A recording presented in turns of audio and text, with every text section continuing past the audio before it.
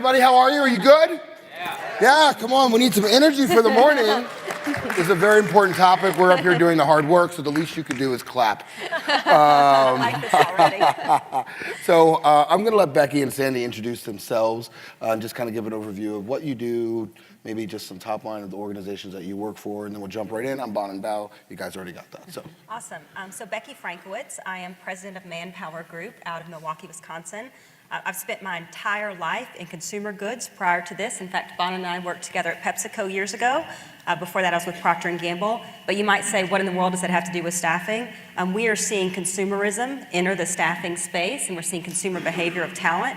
And so that's what I do in my day job. My night job, I'm a mom of 3 daughters, so this topic is close to me. And I married my high school and college sweetheart. great.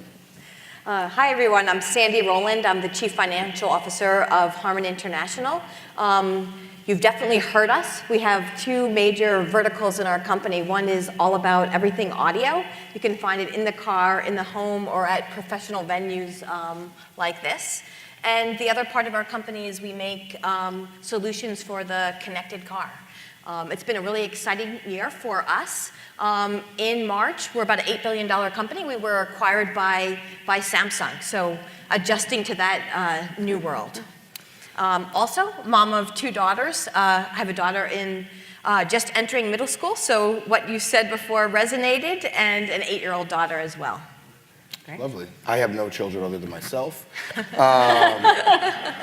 But, interesting, I just want to, I think this is diversity is not inclusion, but I think that this is a very poignant topic, especially here at CES. I'm sure many of you read maybe about a month and a half ago the conversation around the absence of any women keynotes at CES.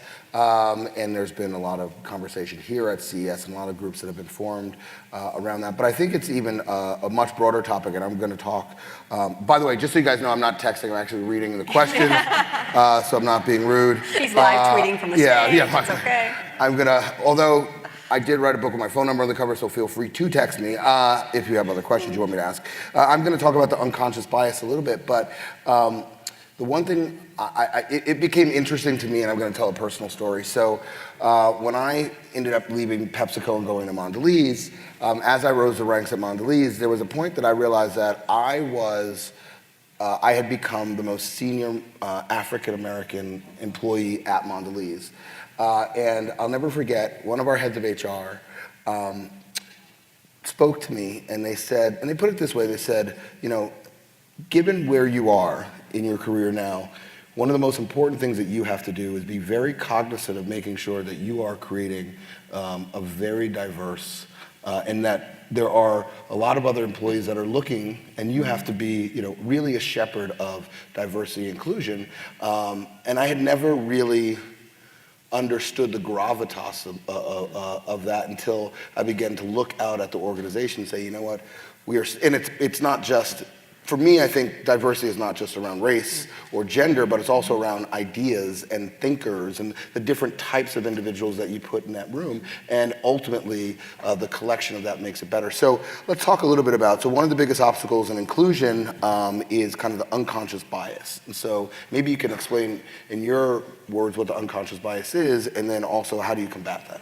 Yeah, so unconscious bias, it's pretty self-explanatory. Things that I don't know that I may have a bias against. At ManpowerGroup, we actually published this white paper. We'd be happy to make it available to you, called the 7 Steps of Conscious Inclusion. So the opposite of unconscious is conscious, of conscious inclusion. And I won't belabor all 7 steps, but I will tell you my favorite is flip the question. So what does that mean? Instead of saying, he doesn't have the qualifications, ask, what would it take for Bonin to be qualified for this job? What's the commitment we're going to make to Bonin in this job? And so I love that idea of how do we get to yes, going back to old Procter & Gamble days, how do we get to yes to make this something that can work? And so we're committed to conscious inclusion, which means making a proactive effort so that everybody brings their full self to the table. And you're bringing it to close to home for me in the workforce solutions space. Yeah. We say, all you ladies in the room, I want to see you raise your hands. How many times have we all heard it's a man's world? Raise your hand. Everybody's heard it. Yeah. And you men, you can raise your hand too. You've all heard it. Well, the future is no longer a man's world. It's a skills world. And so candidly, it doesn't matter. I thought the future was female. Well, female's part of it. Yeah. But diversity is much, to your point, diversity is much broader. Yeah. It's about thought and style. It is skill, it is race, it is gender, but it is bringing your whole self to work. And to us, that is conscious inclusion. 100%. Do you want to? Yeah, I mean, first of all, I'll share a story that happened at CES. Our head of our procurement organization asked me to greet some suppliers that we're having a difficult issue with, and I greeted them at our booth this week and started to give them an orientation of what they were going to see, show them around, and they stopped and said, hold on, excuse me, we were supposed to meet with the HARMAN CFO today. So prime example of unconscious bias. They felt very small after that exchange. So what'd you say next? I'm just curious. I took the light angle. I said, oh, you're in luck. You found her. I'm the HARMAN CFO. Good for you. Good for you. So I think one of the things we're trying to do in our organization is raise the awareness around unconscious bias. And we've put together actually a training program that we're rolling across our 30,000 employees. We've already had 12 workshops, and it's enlightening on all angles because every single one of us has unconscious biases in the room. And just being aware of them helps us address them and include people in our decision-making process. 100%. And I think that it's interesting. I most recently, I was Chief Growth Officer for Sundial Brands, which is an African-American owned business that caters to a multicultural consumer, the largest natural beauty business in the world, but also was the first time that I had ever been, and again, it's not about race, but I'd been on the other side where here was a workforce that was primarily African-American. And it was just interesting to see that it really is something that if we're not conscious about it, it happens on every single aspect of the spectrum of the workforce. And talent is the single biggest determinant. And if we can figure out talent and skills gap, then we can actually grow organizations. So at the end of the day, the panel is called, and so the real question is, in your mind, what's the difference between diversity and inclusion? Yeah, so diversity, historically has been about quotas and data and making sure you meet certain quotas. And we've had programs. Programs have been around for 3 decades. You think about the first diversity program 30 years ago when we've not seen movement. And so diversity is about the numbers, and inclusion is different. Inclusion is about your culture. So how do you bring everyone in to be part? And again, bring it close to home for me, and you mentioned talent. In the skills revolution, we're seeing the divide between the haves and the have-nots. Who has the skills and who doesn't? So again, honestly, for us, we all have to open our aperture and bring all talent in. And that is inclusion. How do you get somebody's full self into the workforce? And we all have to open our eyes and broaden our definition of what talent looks like. I agree. So why don't you talk a little bit about what's the difference? Or I think even more is how are both of them shaping work differently in the future? Yeah, I mean, I think diversity is, as you said, just the metrics. Inclusion is a way of acting and a way of incorporating people into your decision-making process. I believe that requires 3 things to have an inclusive organization. First of all, there has to be action at the top. And fortunately, I work with a CEO who's very passionate about diversity and inclusion. We had 3 female board members out of 10 in our organization, and they were very passionate about diversity and inclusion. So they held our CEO accountable, and then he held our management team accountable. And I'm talking about real life things where people's compensation and bonuses are linked to making sure that they are leading an organization that's improving from a diversity standpoint.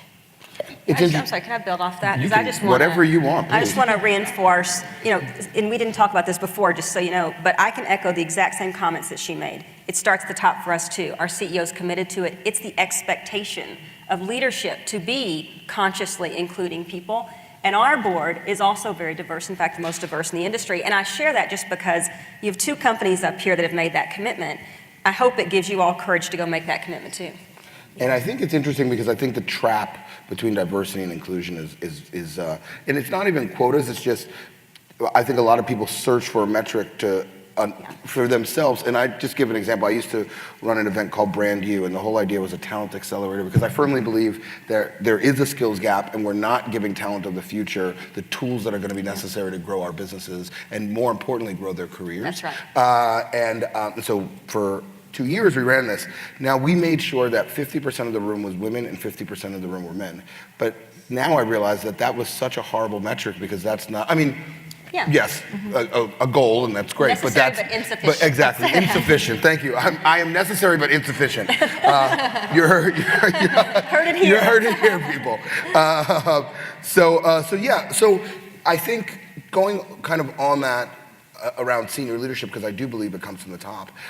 What is the call to action? Like, if there was succinct calls to action that you would ask senior leaders to think about, like what would those calls to action be? Yeah, it starts with you. And I would push on senior leadership too. I absolutely believe that it has to come from top, CEO, okay. from the CEO of the company. It also has to come from the bottom. So if you think about conscious inclusion, you're saying you're giving everyone a voice. And so I would say, whoever you are, it starts with you. And if all of us go back with that message to our organization, regardless of level, it starts with you. The top's going to support it. I think we'll have dramatic change. The other thing I'll say is, we get so fancy with all these quotas and all these metrics, we make it too hard. Hire people who value people. Hire people who value human beings and want to motivate, inspire, and get the best out of them, and it'll change our organizations. I could not. And I think we also need to talk about our successes. So I'm not here to claim victory. Our organization has a long way to go as well. There's a lot we can do. We need to see more people in more women leaders in engineering. We need to see more women leading P&Ls. But we have had a number of successes, and we as a company need to publicize those wins, because then that puts pressure on other organizations who haven't embraced diversity to also join in on the cause. Because as you said, if you don't have that culture, your people are going to leave. And people are what drive results for companies. So you said something I think so important to this topic. So she said we don't have enough women in science and engineering and technology. The job growth of the future and the wage growth of the future are in those fields where women are underrepresented. Fact one. Fact two, artificial intelligence, a big topic at CES. The jobs that will impact the most are the jobs where women are most represented. So if you think we have a gap today, hold on. Because 5 or 10 years from now, the gap is going to increase if we don't intervene. The second thing that you said, which really gets me fired up, sorry, Bonin, is please, fire it up. This concept of, as we've looked for these quotas, we've placed women in HR, in marketing and comms, very well documented. Those are pink ghettos, and they're not acceptable. We have to have women in P&L roles. Well, I think women in P&L roles, I think, to come back to two pieces, I think that talking about the successes are the most important. That's how I've always felt, is that if you shine a light on what you're doing that's good in the world, the rest of the world, unfortunately, will follow, and they'll feel the pressure of, why are we not doing that?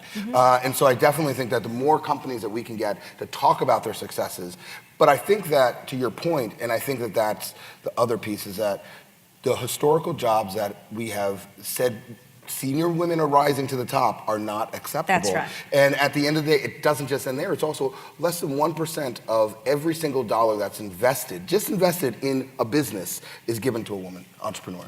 I mean, so we're seeing it in terms of investing in women building companies. We're seeing it in terms of senior leadership of women. And so, but I think that there's also an education. So I'm going to give an example similar to yours. So I ran media globally for Mondelez. So now I have to go around and meet all of the CEOs of the media agencies around the globe, and we get to India, and the agency will remain nameless. I'm with a person who worked for me, my number two, who looked different than me.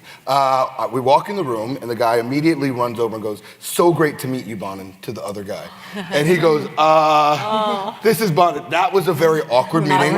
I didn't have as much of a polite response as you. I was nice, but it definitely said we ended up becoming really good friends. But I think that it's an unconscious bias, but how do we train around that? That's the thing. I also don't, how do we train around that? Because there's an assumption immediately because of historic, how do we train senior leaders to? Yeah, but don't you think we train through the examples and through Fair training? enough. And Okay. through training. We train by training. We train by training and people telling stories. We also train by making the population look different. So those assumptions, we have more and more of those awkward moments, so people don't have awkward moments in the future.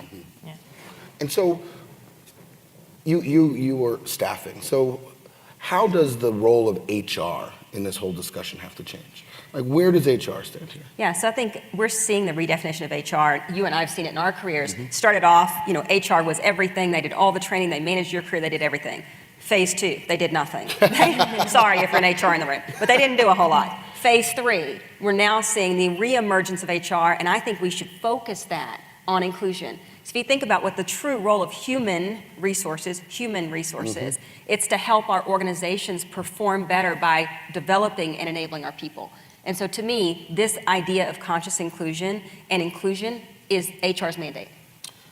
And so going back to your point around the absence of women in some of those key STEM areas, or STEMmy, I think they're calling them, or STEAM, there it is, thank you, not STEMmy, that would not work. STEAM is much better. How do we solve for that? Yeah, we're trying to increase our visibility with those communities. Our engineering communities recruit at engineering schools. And then when we have successes, we have a couple of programs in our organization. We call one Hungry Tigers. That's for people that are approaching the executive committee level. And then we have a program we call Hungry Cubs. And those are it's a program for people that are more mid-level career. And so when we build those slates, we put the list together, and if it's not balanced, we'll call timeout and rebalance those slates to make sure that we're targeting a balanced audience where we have gender diversity, ethnic diversity, and diversity in thinking. So I'm going to say one little story, but I'm going to close it having each of you just give one key point that you'd like to see kind of move forward for the future, or if there's something else you want to say in closing. But it was interesting because I think we also have to figure out collectively as a society, but I think organizations have a big role in this, how to go also younger. So I had a good conversation with the founder of Girls Who Code, and she brought up an example that when the Atari came out, it was 50% of the people who purchased it were boys, 50% of the people who purchased it were girls. Now, somehow that has vastly skewed, but her point, which I thought was really interesting, was when you actually begin to look at the programming, the actual TV content or content that's consumed, is the portrayal of women in those are not as science. There's never like the scientific nerd is the heroine. Like that just doesn't, the female scientific nerd is the heroine doesn't exist. And so there is also a portrayal in our media that's teaching our children, that are creating the stereotypes of where, and so I think that organizations can, and that's my last point, I think that organizations, we tried to do a movie with Sour Patch Kids around a female scientific heroine, but I think that we have the obligation as organizations to also begin to look at how do we help solve that challenge even at lower levels than just our organization. Anyway, okay, yeah, so last thoughts. Final word. I would say, regardless of government or nation or employer, there's never been a time to be more open to new and different than now. And it's on all of us. You've seen the World Economic Forum data that says it's 217 years. None of us are going to live that long. I don't care what happens in science. 217 years to wage parity. Unacceptable. And so we can all sit back in rooms like this and feel good about ourselves, or we can all go out and do something. So that would be my ask of all of us, myself included. Let's go out and make a difference. Make a difference in your organization. Make a difference for your own people. I love it. Just in closing, I think everybody acknowledged the business case is clear. Companies that have diverse organizations do better. So my ask to you is push your organizations. If you see your leadership team not doing anything, look at what some innovative companies are doing and bring that to your leadership. I love it. Ladies and gentlemen, let's give a huge round of applause for Becky and Sandy. Thank you. Thank you guys so much. Thank you.